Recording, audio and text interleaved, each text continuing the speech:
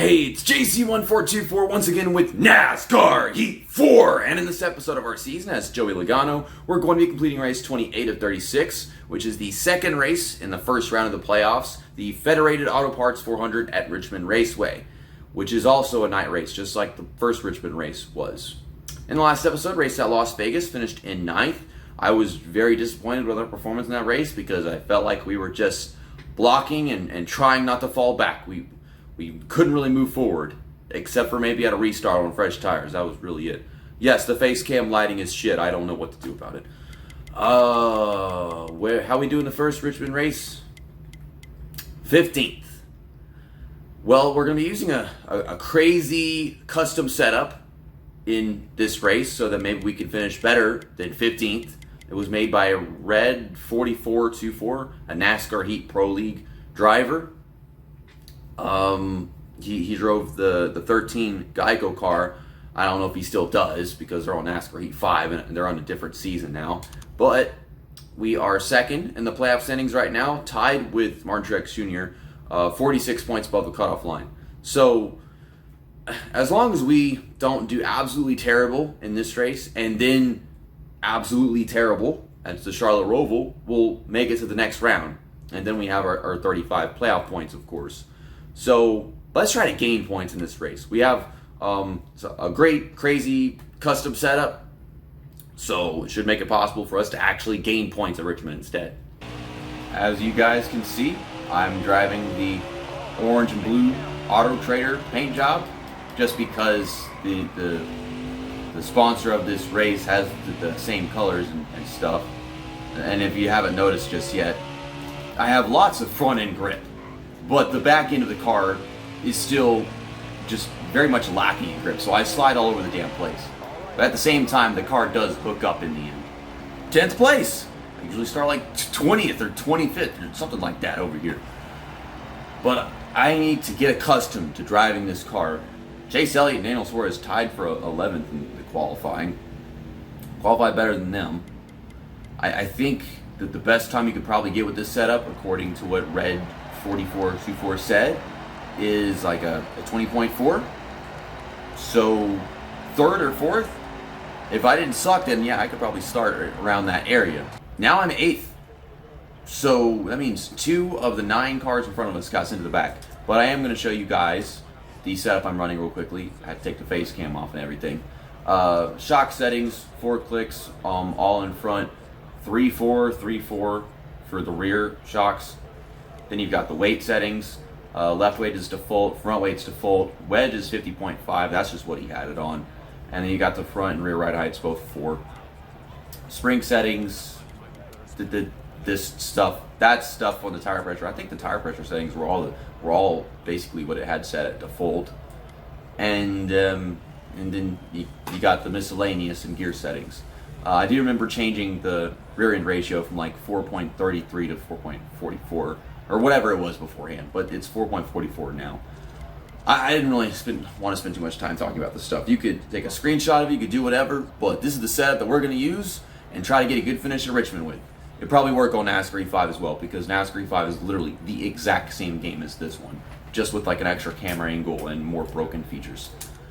So, what 2 cars in front of us got sent to the back? Unfortunately, not Kyle Busch.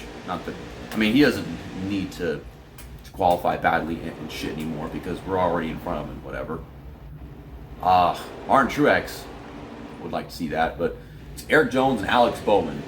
Well, Eric Jones, he's been the least performing driver at Joe Gibbs Racing, so that doesn't help him at all. But green flag is out here at Richmond. It's sunset, so they already got the lights on and everything.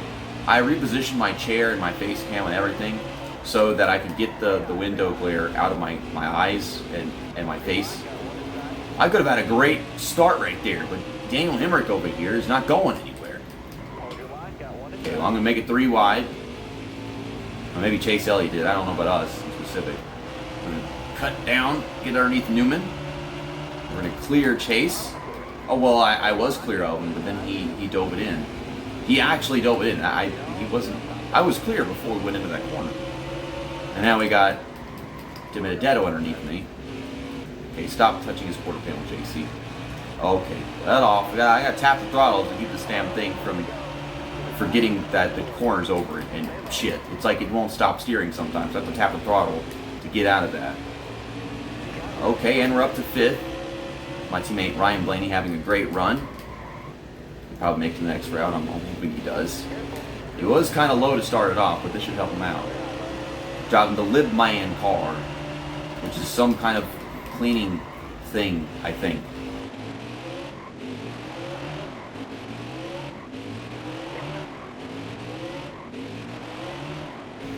Oh, here we come. Just got to finish the corner properly. Trying to hit him. Okay, just trying to come in at the right angle. Oh. He said I was still there, but we never touched him. So it means I was not still there. Can you complete this pass here? Okay, we're clear. Just got to finish the corner. Oh, my goodness.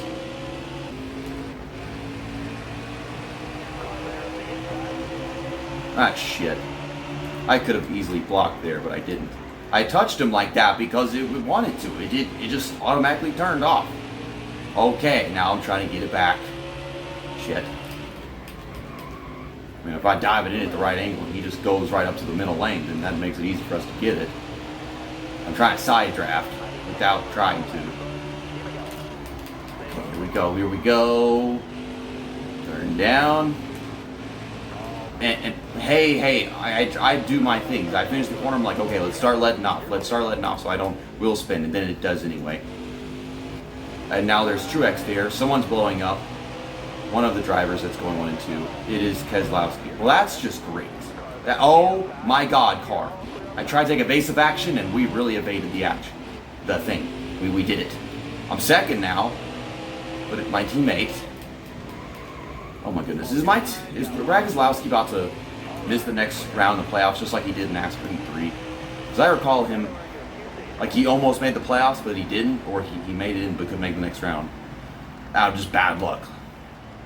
So he blew up here in a NASCAR Heat 3 with something along the same lines, like he got a terrible finish in the race that he really needed to just the cherry on top to prevent him from getting in. Okay, we're not changing our tires after the first stage. Okay, that is smart. So Denny Hamlin's first, I'm second, and Truex is third, just like it is in the standings. So I should be 1 point in front of Truex now. Hamlin, on the other hand, he just got an extra point for winning that stage, the playoff points and stuff. And we were in the playoffs, so that's how it counts. All right, so let's just try to stay in front of Truex. That's all I can really be focused on. Well, I'm not going to focus on staying in front of Truex so much as I'm just going to focus on staying up here. That is what is important. Now wrecking the car and staying up here. Wow, we got amazing launch. We just flew past Denny Hamlin.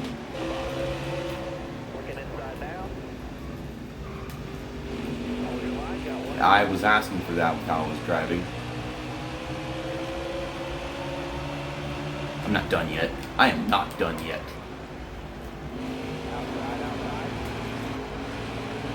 I told you I was not done yet.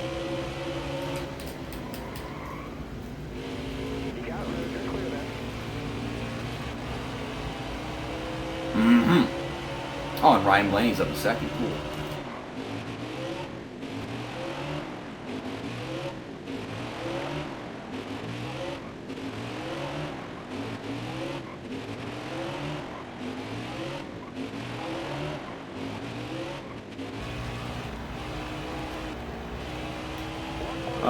Okay, last lap of the stage, and I'm driving okay. I've almost spun the damn thing, I think, a couple times, which is not bad. I'm leading. That's not bad. I have way more comfort driving the default set of cars until the tires are worn, but this car is better, so I wouldn't trade this car for that car at any point. So Ryan Blaney succeeded in holding off Denny Hamlin for me. I saw him back there. He trying to get underneath him and stuff, but Ryan Blaney, a real trooper. So I just gained another 2 points on Martin Truex Jr. That is awesome. I like that. Or maybe not. Maybe 3 points, not 2 points. I don't know. But we're going to fix this 1 second of damage, wherever I got that from. We'll change all of our tires, and we'll fill the tank. And I'm still leading to start off the final stage. I'm going to try to lead this whole final stage. There's probably some phantom cautions, like always. But I've shown that I struggle to drive this car, so they could catch me, get around me, something like that at some point during the stage. And if there's a caution, I could also guarantee that I don't win this race. But I mean, I've really got to fucking drive this thing. I'm really at a great challenge if I want to win this thing, even if I do have this amazing setup.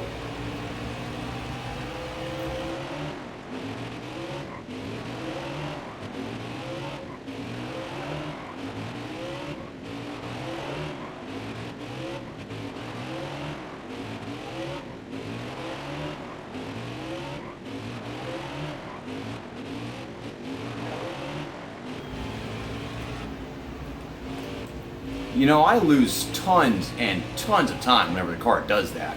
That ain't me. That's just the way the car wants to finish the corner. That is just how it is set up. And this is the exact same car that I was driving to end off the previous stage that I won with. But now I don't have it. I don't have it in me to deal with this car's bullshit anymore. So I'm trying to track down Clint Bowyer. But the car won't stop doing stuff like that.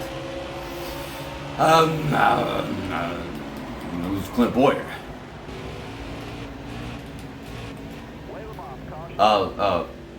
For a second, I thought I pressed something to bring out that caution. That's all I could guess. Because I was fondling the controller and then the caution came out. So. But maybe that helps us. I don't know. You can see all them back there. I don't know who the caution was. Maybe the caution is for somebody that's now heading down pit road. You knew? And yeah, Brett Keselowski blew up. So they have no idea. Well, I'm not pitting. We're good to the end. Although I wish I had better tires than this because it's getting very difficult to drive. It's not that much easier to drive otherwise, though.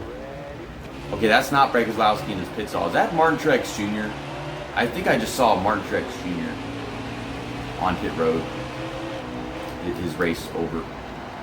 I'm trying to clear Clint Bowyer at the restart, and I failed. I don't have to worry about getting loose because I got him underneath me, which helps me not spin out. Oh my God, Clint Bowyer. Well, no, there's Truex, so I don't know who the hell that is. Or maybe that's Austin Dillon. And he's got that slightly off red and black car. Assuming their paint job is maybe like slightly different color. Okay, over in third. Getting this run off on Truex. Sliding it back underneath him. There we go. Keep it off the gas just a little bit. Finish the corner. Now I'm back trying to close in on Clint Bowyer all over again, which I already was doing. Stuff like that prevents me from getting to him. I don't know why I care. I don't care if I win this race or not. Truex, go faster. You're capable of it. I mean, second place, great. Third place, great. Fourth place, great. Fifth place, great. Sixth place, great. The 47 of Ryan Preece has ended the race 2 laps early. And I've been catching Clint Bowyer sometimes. Not so much. Not really at all. You have great in one corner, but that's just one corner. That's all I've really got is one great corner, and everything else is crap. Oh. Yeah, there's the white flag. The race is almost over. And we're going to come home with the second place finish. All I got to do is take one measly little corner and not screw it up. That's not too much to ask, is it? Back on the gas. Bouncing off the damn apron. I have no idea where the apron really even is. But second place at Richmond. My God, the face cam's getting dark. I've got the light on, but one of the light bulbs is dead. I got the fastest lap.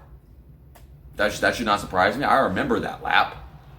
It surprises me that I led the most laps in this one. I mean, I know I was leading for a while and then a little while more. Eric Jones is on the move, so that is great to see. Joe Gibbs' driver starts 39th, finishes 7th. Yeah, Brad Keselowski started second and blew up and finished 40th so early on in the race. Here are the results. Clint Bowyer wins. He is not in the playoffs. Didn't Ryan Preece win at Las Vegas in the last episode? And he is also not in the playoffs. And didn't he just blow up? Yeah, Ryan Preece blew up too. And Austin Dillon. Yeah, I saw all three of those guys. First I thought it was Martin Truex Jr., but yeah, it was Austin Dillon, so I was correct about that. And you got the rest of this stuff. We gained a bunch of points on Truex. We gained a bunch of points on Denny Hamlin. And a bunch of points on Kyle Busch. And then, yeah, there's Eric Jones. After that one, we are 26 points behind Denny Hamlin. 11 points in front of Martin Truex Jr., and that is with one race left in the first round of the playoffs, which is, of course, the round of 16. Ryan Blaney is 53 points above the cutoff line. Brad Keselowski's only 14 in front of it. I think he should be able to maintain that 14 points at the Charlotte Roval, because he's not going to blow up 2 races in a row. Come on, Keselowski. But yeah, I mean, we're perfectly safe. I mean, we're 95 points in front of it. Yeah, there is no possible way that we could fall below the cutoff line. We're going to make it to the next round. We're locked in there. No one is actually locked in. No one is one that's in the playoffs in this round, which is honestly hilarious. Austin Dillon, yeah, he's in here, and he blew up in that race. So yeah, that does not help. I don't see Austin Dillon getting it. It is possible that Alex Bowman could, because he's pretty good. Reddick and Stenhouse, I don't see it. I'll see you guys tomorrow for the Bank of America Roval 400 at, of course, the Charlotte Roval. We're going to use this red, white, and blue car because it's red, white, and blue logo. I keep on doing the logo shits. See you next time. That's that. And episode over.